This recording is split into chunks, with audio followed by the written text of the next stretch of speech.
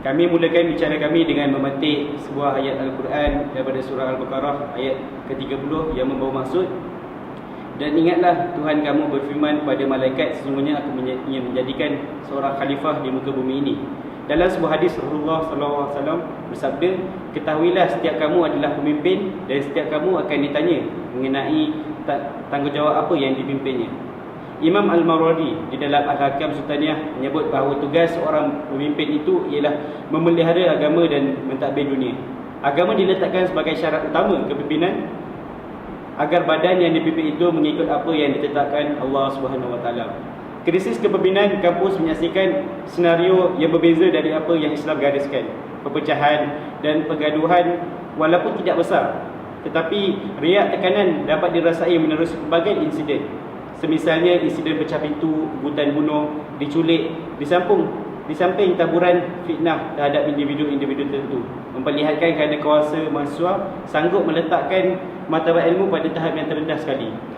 Atas desakan dan kelemahan itu, pembina UPM berpendapat perlunya satu suntikan terhadap politik kampus dengan menghantar wakil yang berwibawa yang mampu mengubah landscape politik kampus di UPM. Kami juga ingin mencadangkan kepada mahasiswa untuk mengundi calon yang mempunyai sahsiah peribadi yang mulia, berjaya mengeluarkan solusi terhadap permasalahan mahasiswa, dan akhir sekali seorang yang mampu menjadi penghubung antara pelajar, bahagian hal ehwal pelajar, pensyarah dan staf universiti. InsyaAllah kami akan berusaha sedaya upaya untuk mengurangkan konflik dan permasalahan yang melanda kepimpinan kampus agar wujudnya kesejahteraan dalam kepimpinan yang akan diterajui. Kami berdoa kepada Allah supaya menggunakan kami kemenangan, dan kepada mereka yang berencana tipu daya, Allah hancurkan mereka binasa. Pembina telah menyiapkan jentera untuk pilihan raya kampus. Kami akan mempromosikan calon-calon yang akan bertanding dalam pilihan raya kampus, insya-Allah.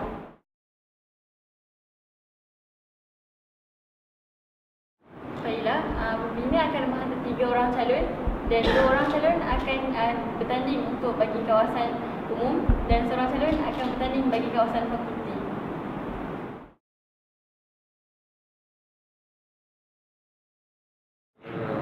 Baik, terima kasih kepada yang bertanya.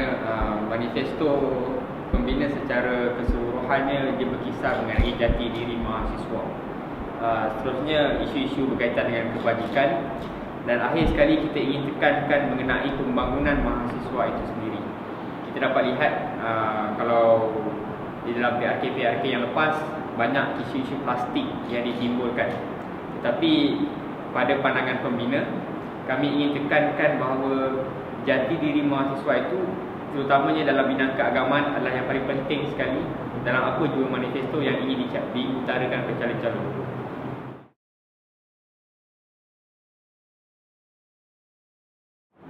Pada pandangan kami, masalah yang utama dalam pilihan raya dia bukannya berkisar mengenai aktivisme mahasiswa itu sendiri, tetapi dia adalah ketidakupayaan mahasiswa dalam mensinergikan 4 elemen yang penting, iaitu mahasiswa itu sendiri, yang keduanya ialah pensyarah, yang ketiganya ialah dengan bahagian hal ehwal pelajar, yang keempatnya adalah staf-staf di universiti.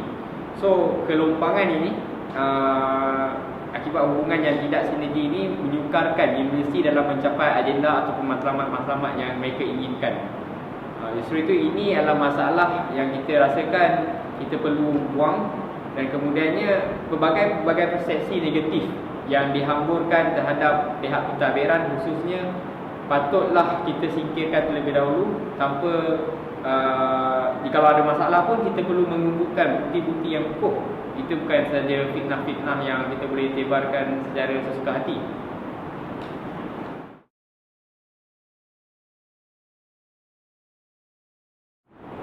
Okey.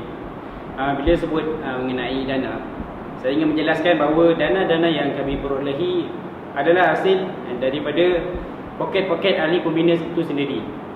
Kami ahli pembina itu sendiri yang berusaha untuk memastikan kemenangan wakil-wakil kami di dalam pilihan raya kampus kali ini.